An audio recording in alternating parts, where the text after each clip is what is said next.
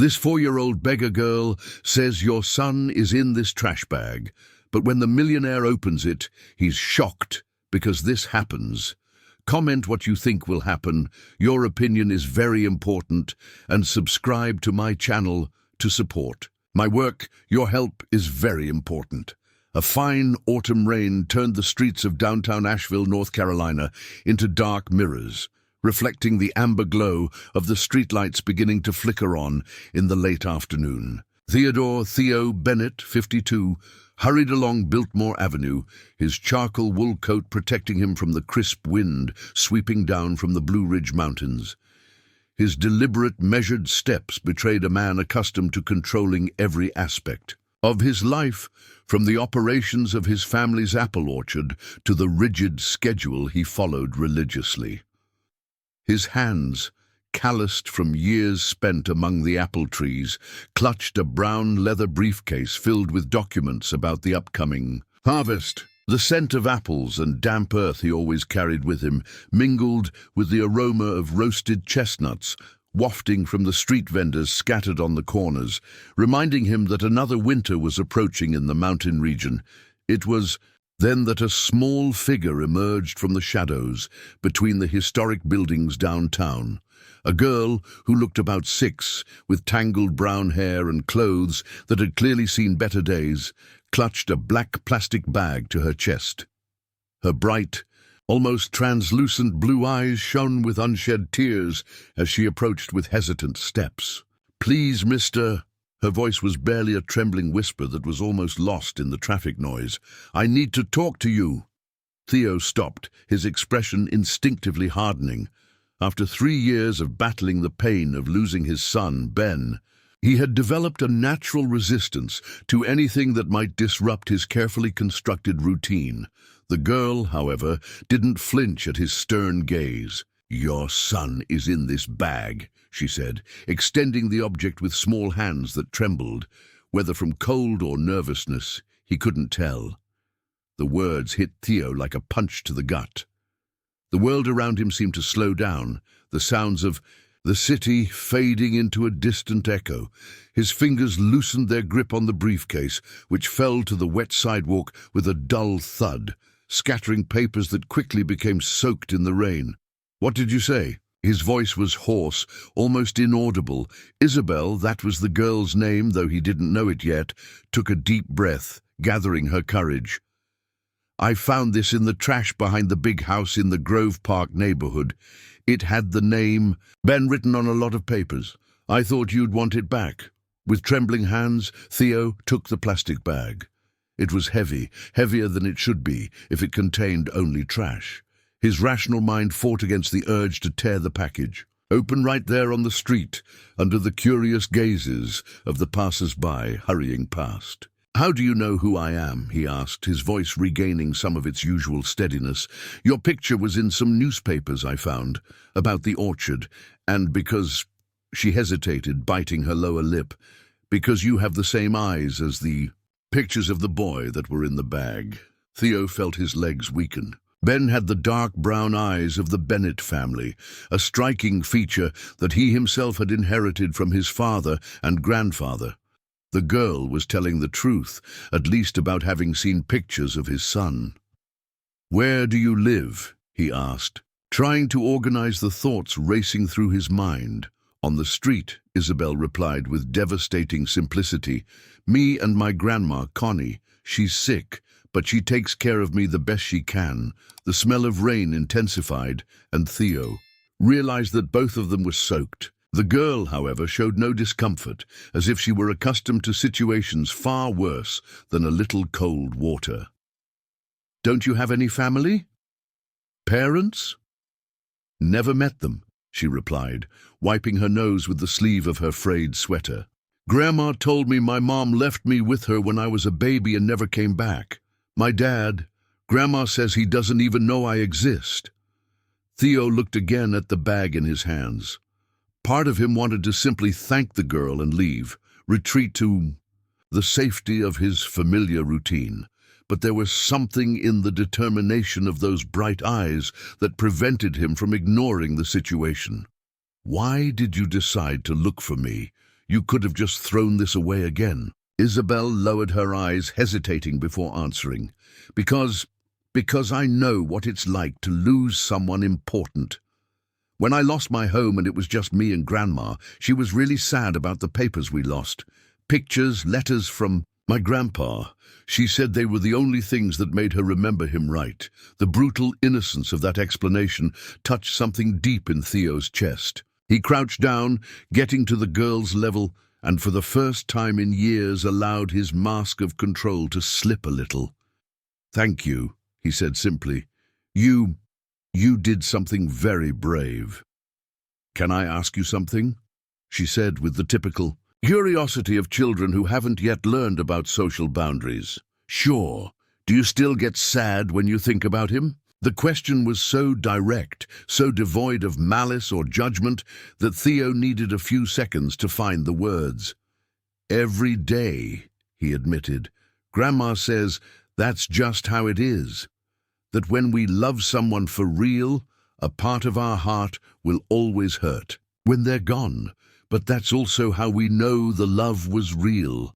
Theo felt his eyes burn. There was something profoundly unsettling about the precocious wisdom of that child, a maturity forged by circumstances that no child should have to face. "Where can I find you and your grandmother? I'd like to thank you both in person." "We stay under the I-240 bridge over the French Broad River, near the River Arts District. But early in the morning, I come downtown to sell candy at the traffic light on Patton Avenue." Theo nodded, storing the information. "What's your name?" "Isabel. And my grandma's is Connie." "Isabel," he repeated, as if testing the sound of the name. "I'm Theo Bennett." The girl nodded gravely, as if sealing an important pact. "It'll be okay, Mr. Theo. I don't know what's in that bag, but Grandma always says that sometimes the bad things that happen help us find the good things." With that, she turned and disappeared into the crowd, leaving Theo alone on the wet street, holding a plastic bag that might contain the answers to questions he didn't even know he should be asking, or that might completely destroy the few fragments of peace he had managed to build after the tragedy that had changed his life forever. As he walked back to his car, a single certainty hammered in his mind. Nothing would ever be the same after that encounter. The bag weighed in his hands, as if it carried not only papers, but the weight of secrets that were about to come to light. The silence of the Bennett mansion in the Grove Park neighborhood was broken only by the ticking of the antique clock in the entrance hall. Theo walked through the front door with heavy steps, the plastic bag still in his hands, wet from the rain that continued to fall outside. The stone and wood house, built by his grandfather in the 1940s, had always been his refuge, but at that moment it seemed alien, as if the furniture itself were watching him expectantly. Dolores appeared at the top of the marble staircase, descending with the calculated elegance that had always characterized her movements. At 49, she maintained the beauty that had captivated Theo 15 years ago, when he was still a young widower trying to raise Ben alone. Her blonde hair was perfectly styled, and the navy blue dress she wore cost more than many families spent in a month. "You're late," she said, without looking directly at her husband. "Armando called 3 times asking about tomorrow's meeting with the distributors from Atlanta." Theo didn't respond immediately. He placed the bag on the coffee table in the living room, watching as Dolores frowned at the strange object. "What's that?" she asked, her voice carrying that tone of superiority she used whenever something fell outside her controlled comfort. "A zone." "Something a child found in our trash," Theo replied, studying his wife's reaction. "Papers with Ben's name on them." The change in Dolores's face was subtle, but Theo knew her well enough to perceive the flicker of panic that crossed her green eyes. She approached slowly, like a cautious feline. "Probably old trash we forgot to throw out," she said, trying to sound indifferent. "You know how Jandira sometimes keeps unnecessary things in the pantry." Theo opened the bag slowly. The smell of Old paper and dampness escaped, mingling with the lavender scent that Dolores always wore. Inside were dozens of handwritten letters, some photographs, and small notebooks, all with Ben's unmistakable handwriting. "My God," Theo murmured, picking up the first letter. The date at the top was just 2 weeks before the accident that had taken his son's life. "Dolores, have you ever seen this before?" "How could I have seen it? It was kept in a plastic bag," she replied, but her voice sounded strained. "Theo, I don't think it's healthy to keep messing with these old things. You were doing so well." Theo began to read the first letter aloud.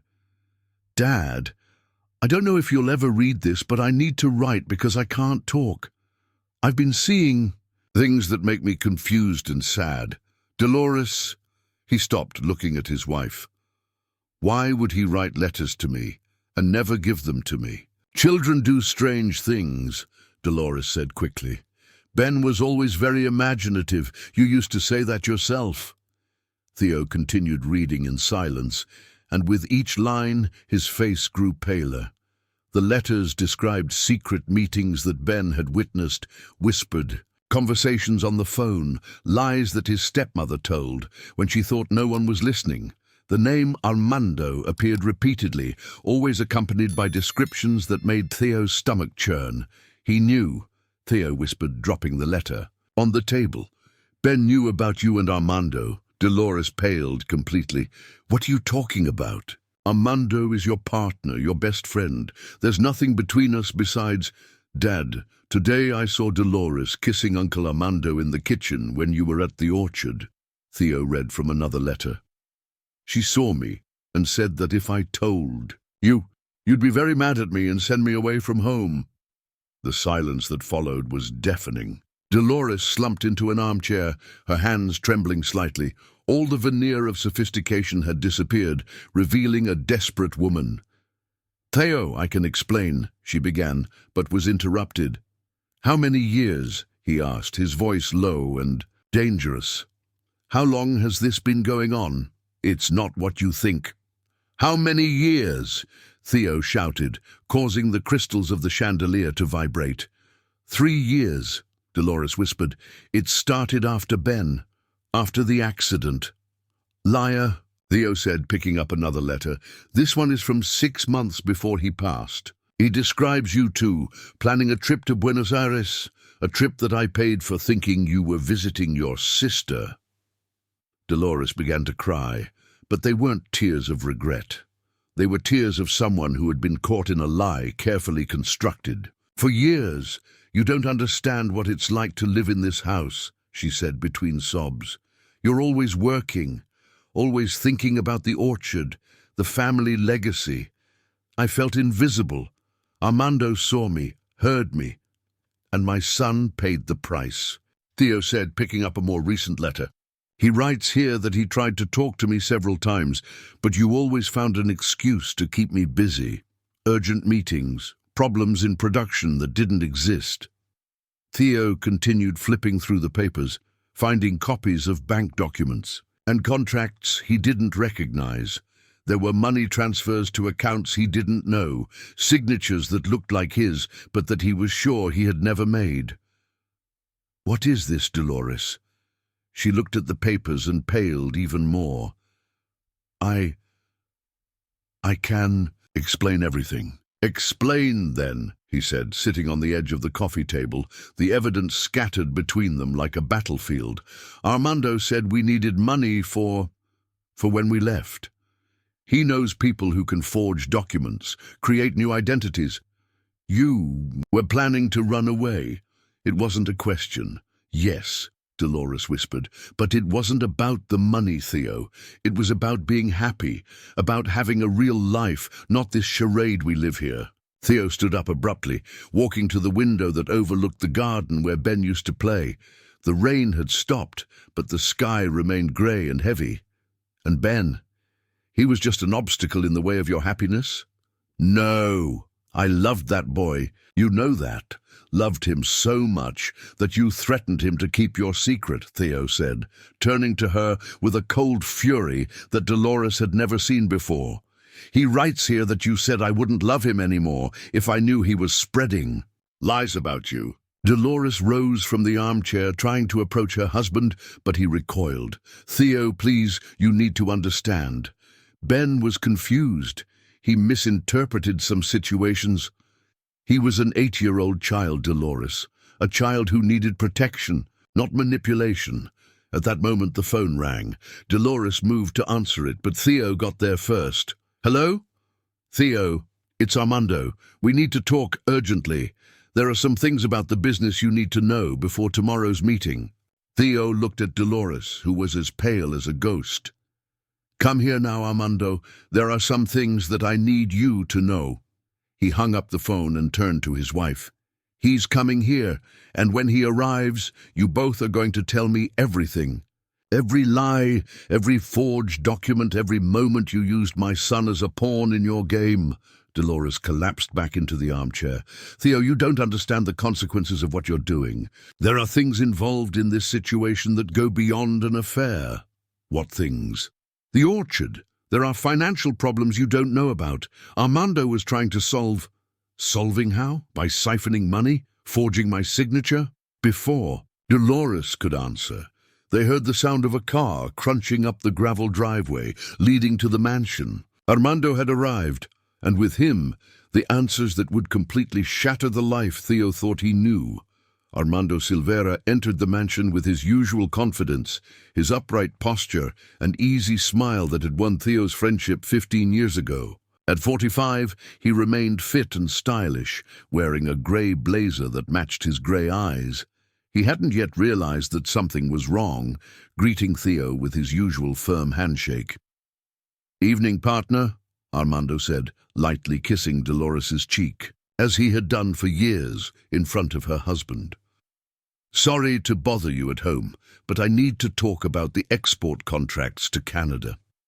There are some irregularities that—" He stopped talking when he noticed the letters scattered on the coffee table and the icy expression on Theo's face. Dolores was huddled in the armchair, avoiding looking at either of the men. "What irregularities, Armando?" Theo asked, his voice too calm to be natural. "Well, some signatures that don't match the original documents, problems in the intermediary, bank accounts." Armando hesitated, finally realizing that there was something deeply wrong in that room. "Theo, what's going on?" "Sit down," Theo ordered, pointing to the sofa opposite Dolores's armchair. "We have a lot to talk about." Armando sat down slowly, his eyes moving from the letters to Dolores, trying to decipher the situation. Theo picked up one of the photographs that were in the bag, an image of Ben smiling in the garden, taken just days before the accident. "My son was observant," Theo began, "very observant.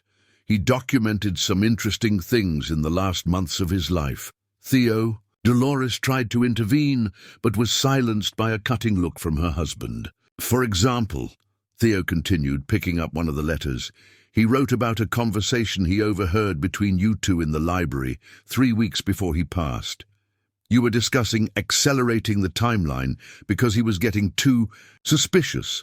Armando swallowed hard. "I don't know what you're talking about." Uncle Armando told Dolores that they needed to finish transferring the money soon because Dad was starting to ask questions about the company's expenses. Theo read, "She said I was getting in the way because I always stayed home when they wanted to talk alone." The silence that followed was broken only by the ticking of the clock. Armando ran a hand through his hair, a nervous gesture that Theo knew well from the difficult meetings they had faced together over the years. "How much?" Theo asked. "Theo, I can explain everything." "How much did you steal?" $200,000, Dolores whispered from the armchair. "Over 2 years. Theo felt like he had been punched in the stomach. $200,000 was almost a third of the orchard's working capital, money that would explain the financial difficulties that had begun to appear in recent months. "How?" he asked, surprisingly calm.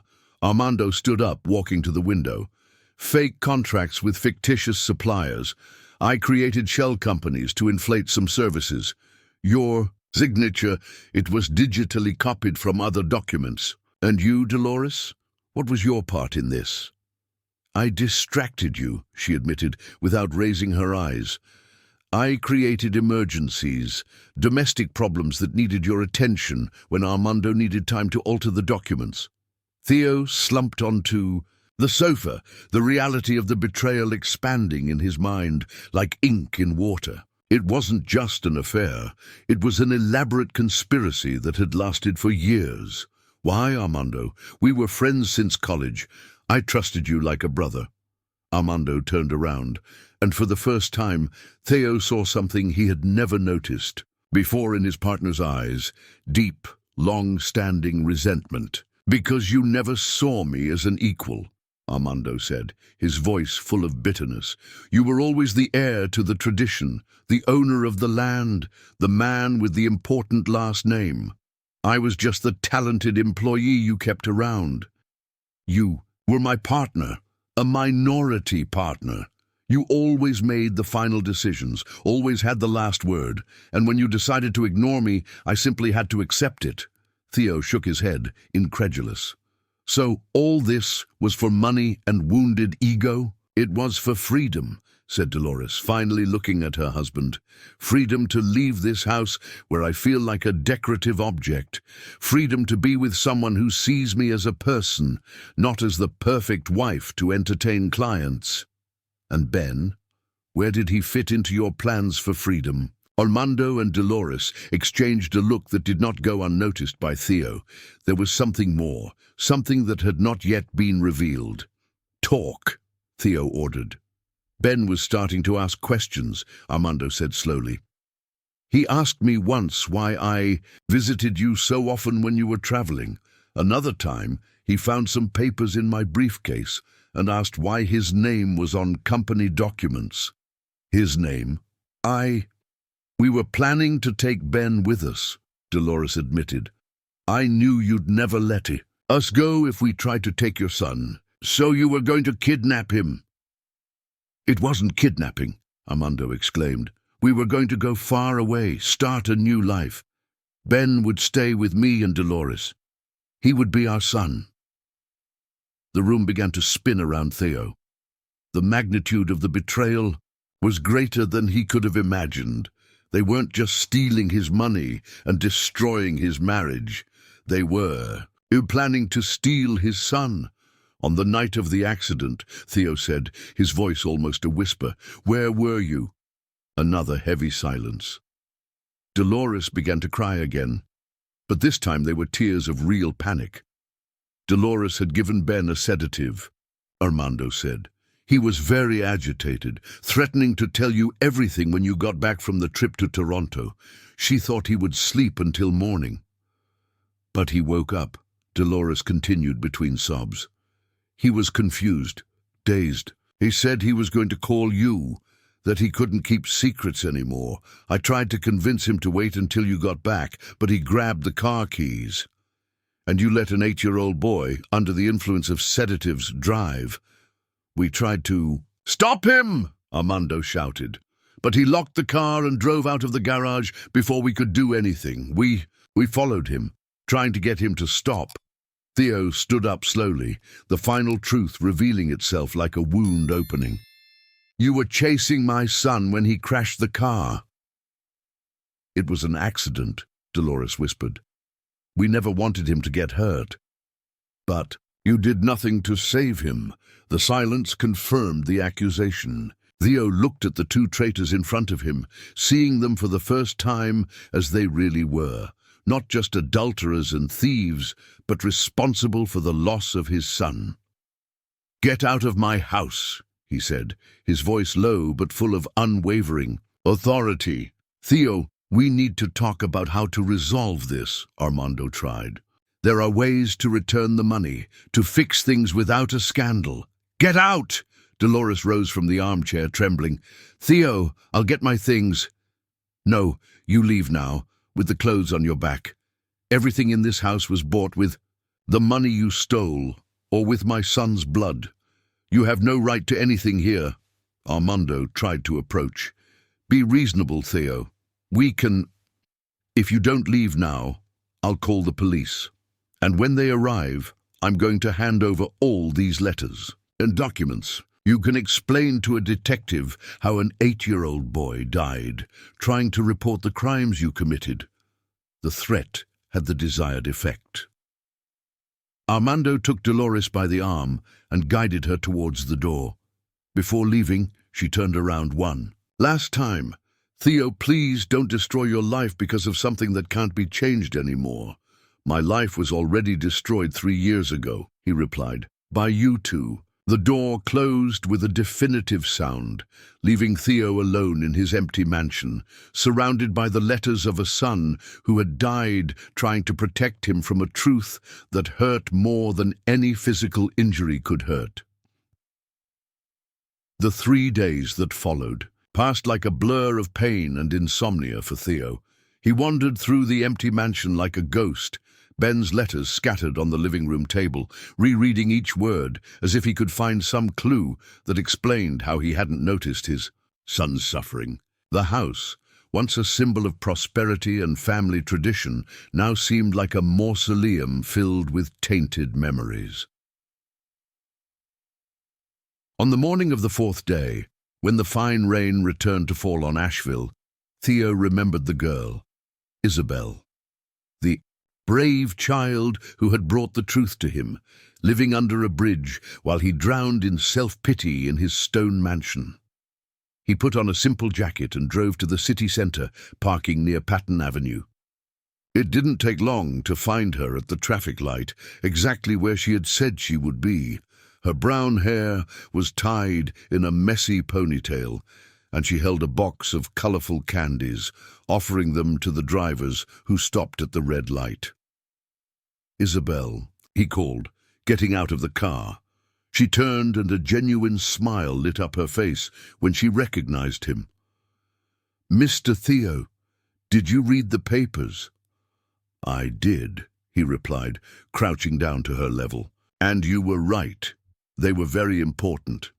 "Are you less sad?" she asked with the frankness typical of children. Theo hesitated. "It's different, more complicated, but necessary." The light turned green and the cars began to move. Isabel waved to the drivers who hadn't bought her candy, always polite, never insistent. "How's your grandma?" Theo asked. Isabel's smile faltered. "Worsening. Last night she fainted when we were walking back to the bridge. A lady passing by said it looked like diabetes, but Grandma doesn't want to go to the free clinic because she's afraid they'll take me to a foster home." Theo felt something tighten in his chest. "Where is she now?" "Resting under the bridge. I told her I'd sell candy real quick and come back with some food. Take me to her." Isabel hesitated. "Are you sure? It's kind of far from here, and the place isn't very pretty." "I'm sure." They walked through the streets of downtown until they reached the poorest area of the city, where the French Broad River cut through the landscape between old buildings and vacant lots. Under the concrete bridge, protected from the rain by an improvised structure of tarps and cardboard, Theo found a small but organized encampment. Connie was lying on a thin mattress, covered by blankets that had seen better days. At 71, she was a woman of fragile constitution, but there was something in her dark eyes that betrayed an impressive inner strength. When she saw Theo, she tried to get up, but he gestured for her to remain lying down. "You must be Connie," he said, sitting on a plastic crate that served as a chair. "I'm Theo Bennett. Your granddaughter helped me a lot." "Mr. Bennett," Connie said, her voice weak but respectful. "Isabel told me about you. I'm so sorry for the loss of your son." Theo nodded, observing the surroundings. There were few belongings, but everything was clean and tidy. A small, improvised bookshelf held some children's books, and he could see drawings taped to the tarp walls, artistic works by Isabel that transformed that desolate place into something resembling a home. "You're not feeling well," he said. "Isabel told me it might be diabetes." "It is diabetes," Connie admitted. "I've had it for years, but the medicine is expensive, and the clinic is always out of it.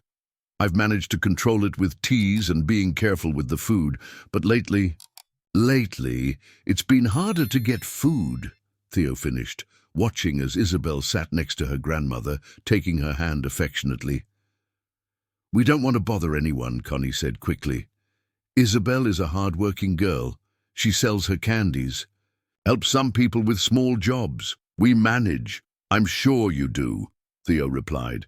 But accepting help isn't bothering anyone. It's allowing other people to do what's right. Connie studied him carefully. You seem like a good man, Mr. Bennet, but I've seen too many promises that haven't been kept. I don't want Isabel to get used to hopes that might disappear. The wisdom and protectiveness in the old woman's voice impressed Theo. Even in her vulnerable condition, her first concern was to protect her granddaughter. Can I take you to the hospital now? He asked. I have good health insurance. I can provide the medicine you need. And then? Connie asked. When your guilt or charity passes, what happens to us? The question hit Theo like a well-aimed arrow. Connie had identified exactly what he himself couldn't define, whether he was helping out of genuine concern or out of a selfish need to do something good after discovering all the bad things in his life. I don't know, he admitted honestly. But I know you need medical care now, and I can provide that. Isabel looked from her grandmother to Theo, her bright eyes shining with a maturity that shouldn't exist in a 6-year-old child. Grandma, she said softly, remember when you taught me that sometimes God sends angels in disguise to help us? And that our job is to recognize those angels, not to be suspicious of them. Connie smiled weakly at her granddaughter. You've always been wiser than me, little one. So can we accept Mr. Theo's help? Isabel asked hopefully. Connie nodded slowly. But with one condition, she said, looking at Theo. I work to pay it back. I don't accept charity, but I accept a job. What kind of work do you know how to do? I was a cook for 40 years, Connie replied proudly. I worked in family homes, small restaurants. I know how to take care of a house, organize, make real food. If you need someone like that. Theo felt something stir in his chest. Since Dolores had left home, he'd been eating only sandwiches and frozen food. The mansion was a mess, with him focused only on rereading Ben's letters and trying to understand how his life had fallen apart. I do need it, he said. My house isn't kind of neglected lately. Then we have a deal, Connie said, extending her hand. Honest work for fair pay, and medical care so I can work right. They shook hands, but Theo could see that Connie was trembling from the effort. Her condition was worse than she admitted. We're going to the hospital now, he said, helping her up. We'll talk about the job later. As he helped Connie walk to the car, with Isabel carrying a bag with her grandmother's few important belongings, Theo couldn't help but think about the irony of the situation. He had lost one family through betrayal and lies, and now he was finding a new form of human connection with two people who had nothing but each other. At the hospital, while Connie underwent tests, Theo sat in the waiting room with Isabel. The girl flipped through a children's magazine she had found, but he could tell she was worried. Your grandmother will be okay, he said. I know, Isabel replied. She's strong, but sometimes I'm afraid she'll get tired of taking care of me and decide I'd be better off somewhere else. Why would she think that? Because I'm a lot of work. I need food, clothes, school, and grandma's old and sick. It would be easier for her if I wasn't here. Theo looked at the girl, seeing in her expression the same fears that Ben had probably felt. The fear of being a burden, of not being loved, enough of being abandoned. Isabel, he said softly, have you ever seen how your grandmother looks at you? She shook her head. She looks at you like you're the most precious treasure in the world. Like taking care of you isn't work but the most important thing in her life. That's how someone looks when they truly love. Like you looked at your son. The simple question struck Theo in the heart. Like I should have looked more often, he admitted. Ben knew I loved him, But maybe he didn't know he was more important than any business or problem I thought was urgent. At that moment, a doctor approached with Connie's test results. The conversation they were about to have would change the course of all of them once again, revealing secrets from the past that connected the two families in ways that none of them could have imagined. Dr. Michael Davies, a middle-aged man with thick-rimmed glasses, approached carrying a folder with Connie's test results. His expression was serious but not alarming, which reassured Theo immediately. "Mr. Bennett?" the doctor asked. "Ms. Connie is stabilized. Her diabetes is uncontrolled, but nothing we can't treat with proper medication and regular monitoring." "Can I see her?" Isabel asked, rising from her chair. "Of course, dear, she's asking for you," the doctor replied with a gentle smile. As they walked down the hall toward the room, Dr. Davies pulled Theo aside for a private conversation. "Mr. Bennett, I need to ask about Miss Connie's medical history. She mentioned that she worked for your family many years ago. Is that true?" Theo frowned. "Not that I recall. My father never mentioned an employee with that name. She insists she worked at Bennett Orchards between 1985 and 1987, said she was unfairly fired and that it ruined her financially at the time." The information hit Theo like a bolt of lightning. 1985 to 1987 were the years he was finishing his business degree at UNC Chapel Hill, visiting the orchard only on weekends. His father, Richard Bennett, controlled all aspects of the business with an iron fist. "I'll talk to her about it," Theo said, his mind already racing with the possible implications. In the room, they found Connie sitting up in bed, with better color in her face thanks to the glucose IV. Isabel was beside her, holding her hand and telling her about the car ride to the hospital as if it were a great adventure. "Connie," Theo said, sitting in the chair next to the bed, "the doctor told me you worked for my family. Why didn't you mention that before?" Connie exchanged a look with Isabel before answering. "Because I thought you might react badly. The situation surrounding my dismissal wasn't pleasant." "Tell me what happened." Connie took a deep breath, as if preparing to relive an old pain. "I worked in the orchard's kitchen, preparing meals for the employees and helping with receptions for important clients. It was a good job. I had health insurance. For the first time in my life, I was able to rent a decent house for me and my daughter." "Your daughter?" Theo asked. "Mia." "Isabel's mother," Connie replied, stroking her granddaughter's hair. She was 17 at the time, studying in high school, dreaming of going to nursing school. Theo watched Isabel, who listened attentively to a story she probably knew, but which gained new details each time it was told. "What happened to your job?" he asked. "Things started disappearing from the wine cellar," Connie continued. "Bottles of the most expensive wines, especially the special reserves that your father kept for important occasions. At first, they thought it was carelessness in the counting, but when they discovered that someone was selling these bottles on the black market, they blamed you. Your father called me into the office one Saturday morning, said I was the only one with access to both the kitchen and the cellar, since I sometimes needed to fetch wines to pair with the dinners. He was sure I was stealing." Theo felt a familiar weight in his stomach. He knew his father's inflexible temperament well, the way he judged people without giving them an opportunity to defend themselves. "But you weren't stealing." "Of course not!" exclaimed Connie, with more energy than she had shown in days. "I loved that job. For the first time in my life, I felt respected, useful. Why would I risk all that? Who was stealing then?" Connie hesitated, looking at Isabel again. The girl nodded, as if giving her grandmother permission to continue. "It was Armando Silveira," she said finally. "He was young in time, worked as an administrative assistant. I saw him several times leaving the cellar with boxes, always late at night or on weekends. When I questioned him, he said he was taking samples to potential clients, with your father's authorization." Theo felt like the ground was moving beneath his feet.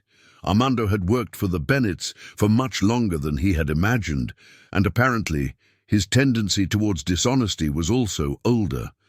"Did you tell this to my father?" I tried, but when I went to talk to him, Armando had already planted evidence in my locker, a bottle of expensive wine, half hidden among my personal belongings. Your father said that proved my guilt. And Armando? He was present during the accusation. Feigned surprise, said he had always trusted me and that he was disappointed. Your father praised him for having discovered the theft and promised to promote him. Theo ran his hands over his face, the magnitude of Armando's betrayal revealing itself in layers. He hadn't just stolen from him in recent years, he had destroyed innocent lives decades ago to build his position in the company. What happened after the dismissal? We lost everything, Connie said simply. Without references, I couldn't get another decent job. We had to move to a poorer neighborhood. Mia had to drop out of school to work. She started hanging out with the wrong people, trying to forget her lost dreams. That's why she left Isabel with you? Mia got involved with drugs, Connie admitted, her voice breaking. She got pregnant at 19, tried to raise Isabel, but the addiction was stronger. One day she disappeared, leaving only a note saying that Isabel would be better off without her. Isabel, who had remained silent throughout the conversation, finally spoke. Grandma always told me that Mommy loved me, but that she was sick and couldn't take care of me right. Theo looked at that extraordinary girl raised by a grandmother who had lost everything because of an injustice committed by his own family. The irony was devastating. Armando had ruined Connie's life 30 years ago, and now he had ruined Theo's life too. Connie, he said slowly, I'm so sorry. For what my father did, for what Armando did, for everything you've gone through because of our family. You couldn't have known, she replied. You were young, you were studying, but I should have questioned more things when I took over the business. I should have investigated the past, understood how Armando had gotten his position. At that moment, Theo's cell phone rang. It was a number he didn't recognize, but he decided to answer. Theo? Dolores's voice sounded tense on the other end of the line. I need to talk to you urgently. It's about the orchard. We have nothing to talk about, Dolores. You don't understand. Armando has fled. He took all the money that was left in the company accounts. And there's something else, something you need to know about the documents he forged. Theo closed his eyes, feeling that the situation was about to get even worse. What documents? Sales contracts. Theo, Armando sold 40% of the orchard to a group of investors from Charlotte, using your forged signature. If they show up to take possession... The line went dead. Theo looked at the phone, then at Connie and Isabel, who were watching him with concern. Problems? Connie asked. Big problems, Theo admitted. It seems Armando didn't just steal money. He may have sold the entire orchard. Isabel rose from her chair and walked over to him, placing her small hand on his. Mr. Theo, she said with that precocious wisdom that always surprised him. Grandma always taught me that when things get really bad, it's because something really good is about to happen. Maybe losing the orchard is the only way to find out what really matters. Theo looked at that child who had lost almost everything in her life, but who could still find hope in the most difficult situations. Then he looked at Connie, a woman who had been wronged by his family, but who still treated him with kindness and respect. You two have been through worse and survived, he said. Maybe it's time for me to learn how to do that too. But as he spoke those brave words, Theo couldn't help but wonder, if he lost the orchard, how would he manage to fulfill his promise to take care of Connie and Isabel? And more importantly, what else had Armando destroyed before fleeing? 6 months after the discovery of Ben's letters, Bennett Orchards was unrecognizable.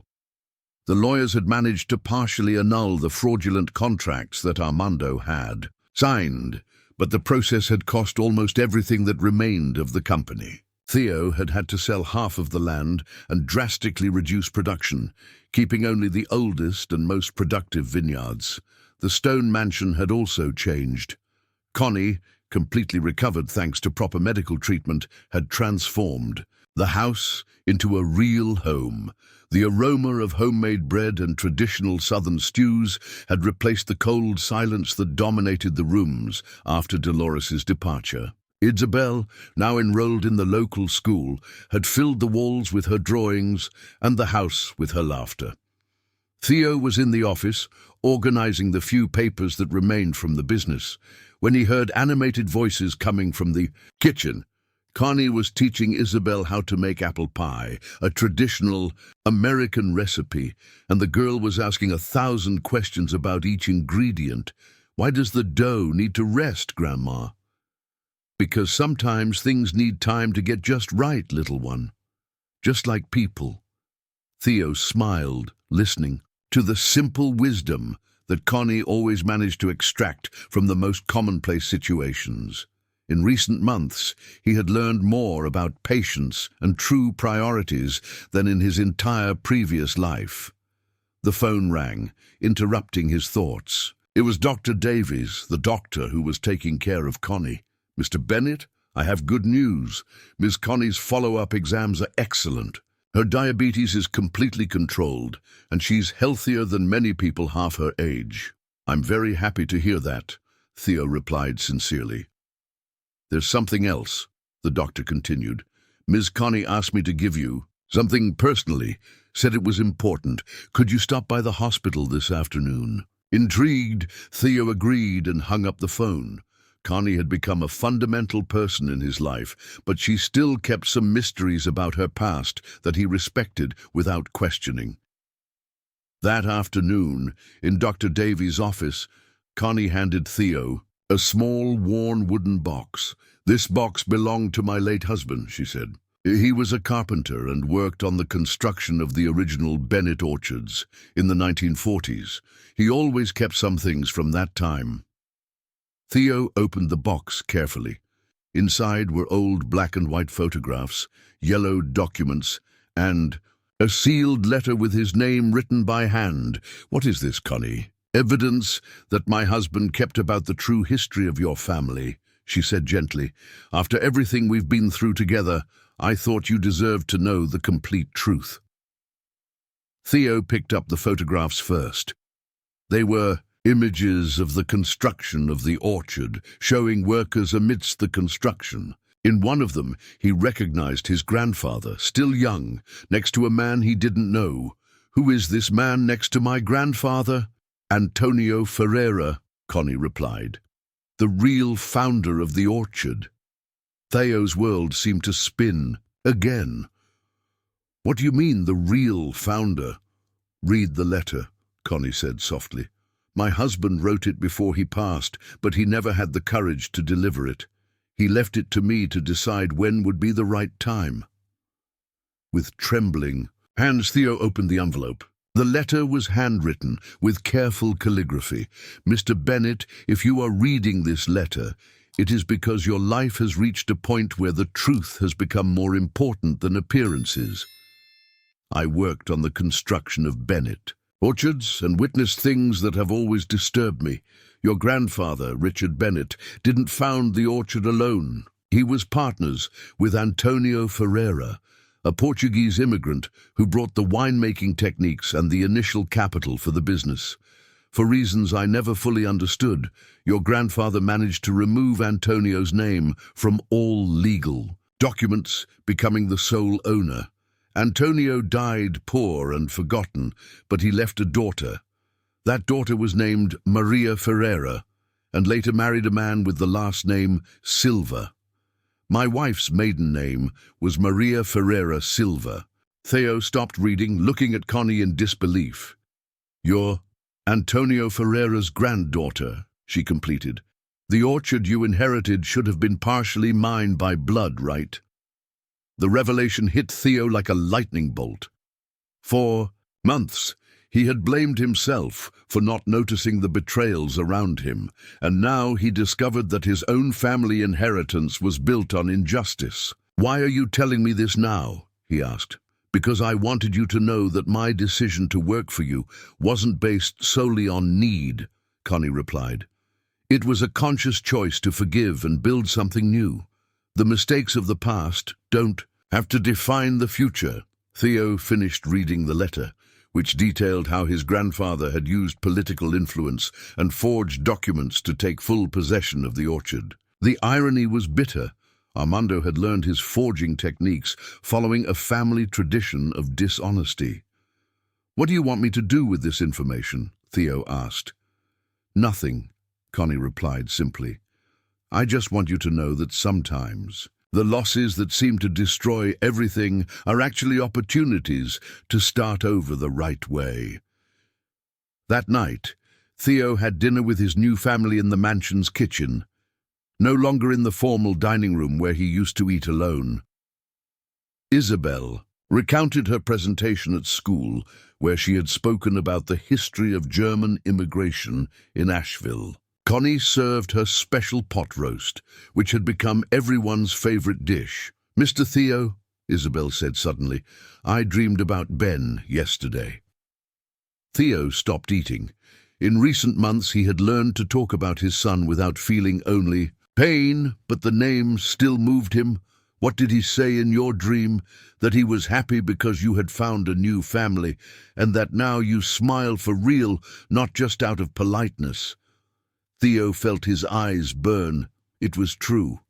For the first time in years, he felt genuinely happy. Not the empty satisfaction of success in business, but the deep happiness of being surrounded by people who loved him for who he was, not for what he possessed. "Isabel," he said, "would you like me to officially adopt you?" The girl dropped, her fork, her eyes widening. "For real?" "For real. And Connie, I'd like you to be officially my family too. Not as an employee, but as a grandmother." Connie began to cry, but they were tears of joy. "It would be an honor," she whispered.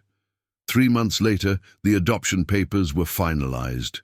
Theo had also made a decision about the orchard.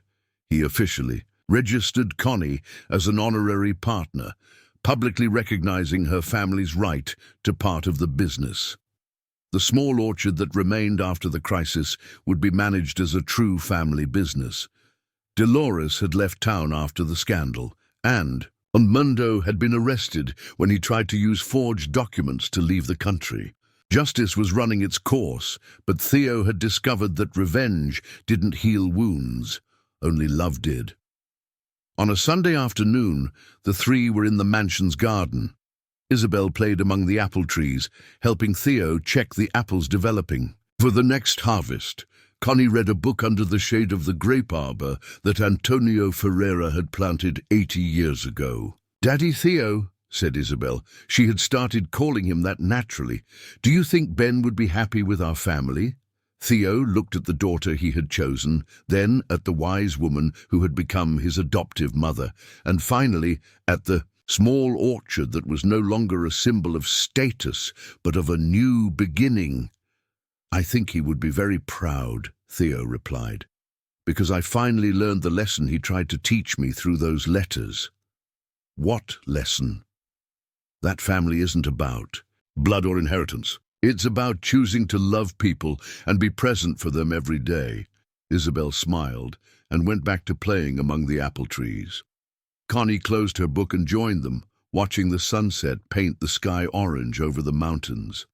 At that moment, Theo understood that losing everything had been necessary to find what really mattered. Ben's letters not only revealed the betrayal of Dolores and Armando, they guided him to Isabel, who in turn led him to Connie, who finally showed him how to build a family based on true love. Bennett Orchards would continue, smaller but more honest, and for the first time in its history, it would be run by people who understood that the real legacy was not in the bottles of cider or apple pies, but in the bonds of affection that survive any storm.